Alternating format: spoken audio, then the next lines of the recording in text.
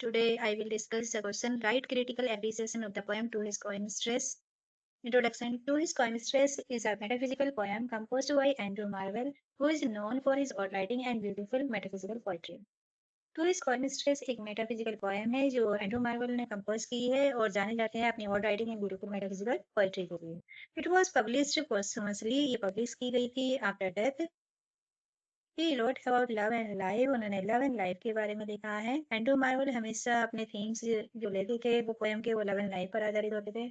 He was famous poet of 17th century और 17th century के famous poet थे. In this poem, Marvel justifies love and sensuality on the ground that life is very short. इस poem में Marvel क्या है justifies करते हैं, उचित ठहराते हैं लव और कामुकता को इस ग्राउंड पर, इस आधार पर कि लाइफ बहुत छोटी है. Time is feeling fast. Time बहुत जल्दी से बीत रहा है. Therefore there is no better use of life and beauty except to enjoy it. इसलिए हमें लाइफ एंड ब्यूटी को एंजॉय कर लेना चाहिए. इससे बेटर यूज हो ही नहीं सकता. In this world it is the right true end of love. इस संसार में ये सब सही है, सत्य है, सभी प्यार करने वालों के लिए ठीक है.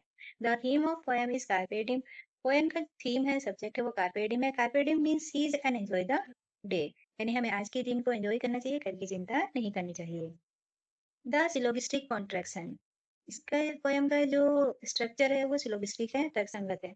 The poem is based on syllogistic structure, i.e. It has if but and therefore. Poem आधारित है सिलोगिस्टिक स्ट्रक्चर पे. मीन्स इसमें, इस पोएम में जो वर्ड्स हैं इफ बट एंड देयरफॉर, ये इस पर पाए जाते हैं, इस पोएम में पाए जाते हैं. It is written in the form of an argument. ये एक आर्गुमेंट की फॉर्म में लिखी गई है. In a syllogism there are 3 stages in the poem. तर्क संगत में ये 3 स्टेजेस हैं पोएम में. First, it begins had we world enough and time. अगर हमारे पास काफी समय होता. Obviously, the sense is the lover argues that if they had all the time in this world, he would no problem with their relationship moving slowly. Sense यही है, lover argue करता है कि अगर उनके पास टाइम होता है संसार में तो उसको कोई प्रॉब्लम नहीं होती अगर उनका रिलेशनशिप धीरे धीरे मूव होता. The second stage begins with, but at my back I always hear time being chased hurrying near. यानी मैंने अपने पास में सुना है, हमेशा सुना है कि टाइम के पंख होते हैं, टाइम बहुत जल्दी से बीत जाता है. टाइम किसी के लिए नहीं रुकता है, इसलिए हमें अभी ही प्यार कर लेना चाहिए. लवर यहाँ पे अपनी प्रेमिका को सेड्यूस कर रहा है, उसे परस्यूट कर रहा है प्यार करने के लिए. Here the poet personifies time. यहाँ पर पोइट क्या है, पर्सोनिफाइज करता है टाइम को. The lover tells lover that the time is passing at a very fast speed. They have to face desert of the vast eternity. यहाँ पर टाइम, लवर अपनी लवर से कहता है कि टाइम बहुत जल्दी से बीत रहा है और उन्हें वास्ट एटर्निटी का रेगिस्तान फेस करना पड़ेगा, यानी उन्हें डेथ को फेस करना पड़ेगा. The lover wants to say, lover कहना चाहता है that soon death will seize them and after that there will be an endless life in hereafter. कि डेथ उन्हें सीज कर देगी, उन्हें स्टॉप कर देगी, उन्हें डिस्ट्रॉय कर देगी और उसके बाद क्या है, एक एंडलेस लाइफ होगी.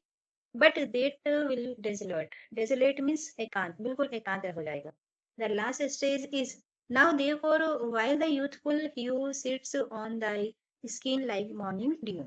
कि अभी तो तुम्हारी स्किन पर तुम्हारी युवावस्था है, अभी तो तुम जवान हो, like morning dew, सुबह सुबह की ओस की तरह.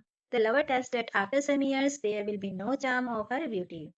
After her death she will be buried in her grave and that will be an end of her beauty and honor.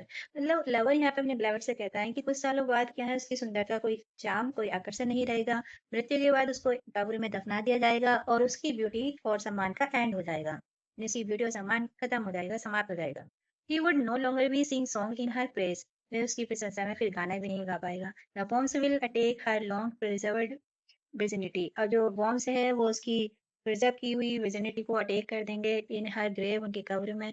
All her sense will turn to ashes. उसके सारे sense क्या है, रात में बदल जाएंगे. Then the lover desire to make love of her. जो lover की इच्छा है उसे प्यार करने की, विल टर्न टू एसेस, वो भी रात में बदल जाएगी. The lover tells that the grave is a fine and private place.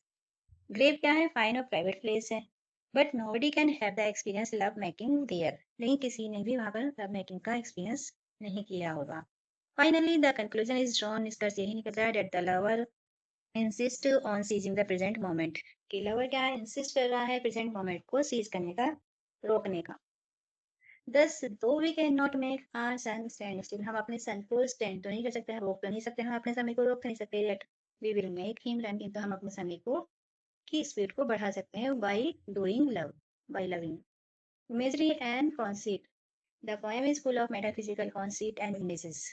Then worms shall try that long preserved virginity, and your went on a turn to dust and into ashes all my rest. Worms क्या है, तुम्हारी preserve virginity को क्या है, destroy कर देंगे and तुम्हारे सामान को डस्ट में मिला देंगे, और मेरी जितनी भी लस्ट है, प्यार करने की इच्छा है, वो एसेस राख में बदल जाएगी। The lover is saying that he would love his mistress from a time 10 years before the flood. कि वो लवर कह रहा है कि वो अपनी मिस्ट्रेस से प्यार करता 10 साल पहले से प्यार करता, फ्लड आने से, and 1000 year in admiring and adoring various parts of her body constitute a metaphysical conceit। और 10 साल तक वो उसकी एवरी पार्ट, बॉडी के हर प्रत्येक पार्ट को एडोर करता, प्रशंसा करता। तो ये जो लाइन्स हैं, ये कॉन्स्टिट्यूट कर रही है मेटाफिजिकल कॉन्सेप्ट को बनाती है। Here the abstract idea has been presented in concrete form. जो एब्स्ट्रैक्ट आइडिया यहाँ प्रस्तुत किया जा रहा है कॉन्क्रीट फॉर्म में with the help of a metaphysical bit की सहायता से। The grave is a fine and private place, but none I think do dare embrace। Grave क्या है, फाइन प्राइवेट प्लेस है, लेकिन मैं नहीं सोचती हूँ कि वहाँ पर किसी ने वहाँ पर लव मेकिंग का एक्सपीरियंस लिया होगा, एम्ब्रेस किया होगा, एक दूसरे को प्यार किया होगा। Style of the poem. To his coy mistress is beautifully written in iambic tetrameter में लिखी गई है, and it's time in couplet, और उसकी टाइम कपलेट में है। It is divided into 3 stanza में डिवाइड किया गया है इसे। The poet has presented maximum in minimum words, कम से कम शब्द में उसने ज्यादा से ज्यादा प्रस्तुत किया है। The poet has compressed the thought of death। Poet ने डेथ के थॉट को कंप्रेस किया इन सिंगल फ्रेज में, एक ही सिंगल फ्रेज में उसको प्रस्तुत किया है। डेजर्ट और vast eternity means death. Likewise, the beauty and charms of women have been stated in a few words। इसी तरीके से ब्यूटी एंड चार्म्स जो वोमेन की है उसको स्टेटेड किया गया है, कहा गया है कुछ ही शब्दों में। इनफैक्ट देयर इज एपिग्रामेटिक क्वालिटी है in this lines of Marvel.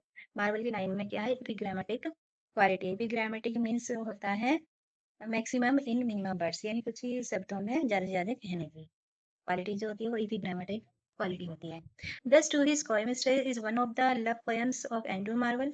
Andrew Marvell की जितनी भी लव पोएम्स है उनमें से एक है to his coy mistress. The lyrical grace of Marvell's poetry comes when we go through it and realise the passion with which he wrote it. Lyrical grace Marvell की poetry में कम्स आता है जब हम पूरा उसे पढ़ते हैं और रियलाइज करते हैं उस जुनून को जिसके साथ उन्होंने उसे लिखा है।